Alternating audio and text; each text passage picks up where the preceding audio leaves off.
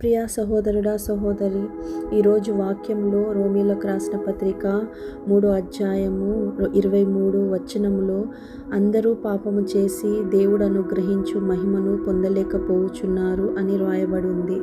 మీరు మంచి వ్యక్తులుగా ఉండటం వలన మాత్రమే పరలోకానికి వెళ్ళలేరు. మీరు మంచి పనులు చేయవచ్చు, దేవుడు వాటిని ఆశీర్వదించునుగాక.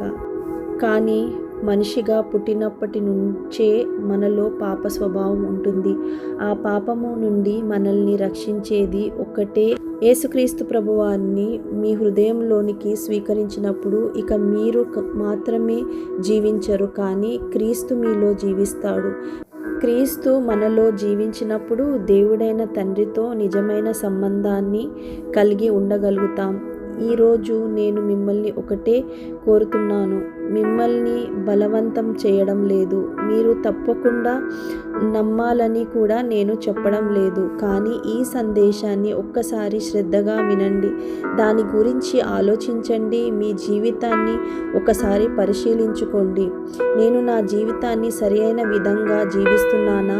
నా హృదయంలో ఏదైనా ఖాళీగా అనిపిస్తుందా? నా జీవితానికి నిజమైన ఉద్దేశం నెరవేరడం లేదు అని అనిపిస్తుందా?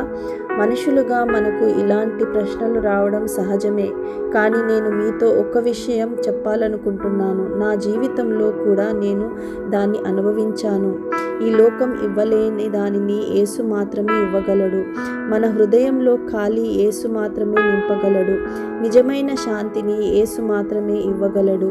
మన జీవితానికి నిజమైన ఉద్దేశాన్ని యేసు మాత్రమే ఇవ్వగలడు. చివరిగా యేసు నామంలో ఒక చిన్న ప్రార్థన చేద్దాం. ప్రభువా యేసయ్య, ఈ సందేశాన్ని విన్న ప్రతి ఒక్కరి హృదయాన్ని తాకండి. వారు తన పాపాలను గురించి పశ్చాత్తాపపడి యేసుక్రీస్తు తమ హృదయాన్ని స్వీకరించేలా వారిని సహాయము చేయండి. మీ రక్తంతో వారిని పాపాలను శుద్ధి చేయండి. మీతో నిజమైన సంబంధం కలిగి తండ్రితో కలిసి పరలోక రాజ్యంలో ఉండే కృపను వారికి అనుగ్రహించండి. యేసు నామంలో ప్రార్థిస్తున్నాము. ఆమెన్.